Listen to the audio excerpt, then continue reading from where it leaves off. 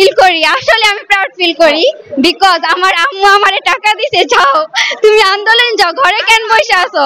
আমার আম্মু টাকা দিয়ে বলতেছে যাও তুমি আন্দোলন যাও। আব্বু বলতেছে বিপদ তো আছে, আম্মু বলতেছে তো এতগুলো ছেলে যে মারা গেছে ওরা কি আমাদের আপন না, ওদের কেন মারা গেছে। তা আমি আমার আম্মুরে নিয়ে প্রাউড ফিল করি যে এরকম আম্মু যেন সারা ঘরে হয়, পুরা বাংলা জাতি যেন মাঠে নামলে তাহলে শেখ হাসিনা পদত্যাগ নিশ্চিত। যখন আমি ফেসবুকে পোস্ট করতেছিলাম এসব আন্দোলন নিয়ে, তখন আমার পাপা বাহির থেকে আমাকে ফোন দিয়ে বলতেছিল তুমি যে এসব পোস্ট করতেছো তোমার যদি কোনো ক্ষতি হয়। আমি বললাম কি আর হবে, হলে হয়তো মরবো নয়তো জেলে যাব। তো পাপা বলতেছে যাও আমরা তো আছি সারানোর জন্য, যে কোনো সমস্যার মধ্যে আমরা পাশে আছি।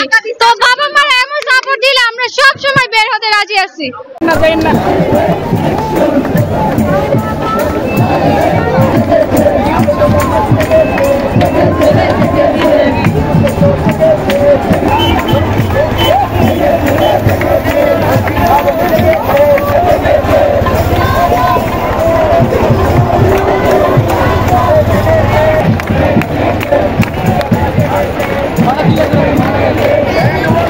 এখন যে বিষয়টা দেখতেছেন দেশের, এখন বিষয়টা শুধুমাত্র কোটা আন্দোলনের উপর বেস করে নাই, বিষয়টা এখন হয়ে গেছে মানে 9 দফা দাবি আমরা অনেক আগেই ভুলে গেছি।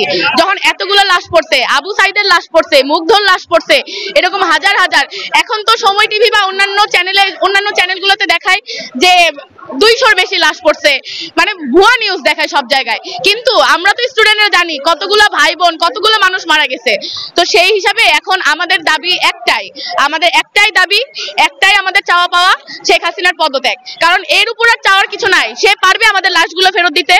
মানে যে যারা মারা গেছে তারা তো আমারও কেউ হতে পারতো, তার পরিবারের কেউ হতে পারতো, ছাত্রলীগের পরিবারের কেউ হতে পারতো, অনেকের পরিবারের কেউ হতে পারতো। আজকে আমার ভাই চলে গেছে, মানে আবু সাইদের বাসায় এখন যেরকম অবস্থা, আমরা তো এখন আন্দোলন করতেছি যে তাকে তো ফেরত দিতে পারবো না, অ্যাটলিস্ট একটা মানে সংস্কারী একটা দেশ চাই আমরা, মানে যেন সবকিছু সুন্দর করে একটা সুন্দর দেশ চাই, তাই না?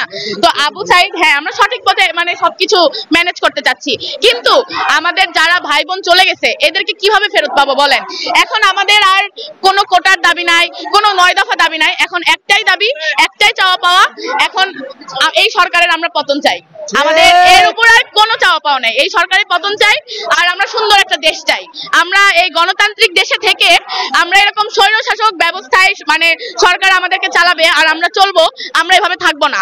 আমরা তো স্টুডেন্ট, আমি আজকে বাংলা নিয়ে পড়াশোনা করি, আমি পড়ি ঢাকা সিটি কলেজে। আমার টিচারেরা আমাদের কলেজের স্যারেরা ওদেরকে বের হইতে দেয় নাই, মানে গেটটা লাগাই দিছে, তাদেরকে শেল্টার দেয় নাই আমার কলেজের স্যারেরা।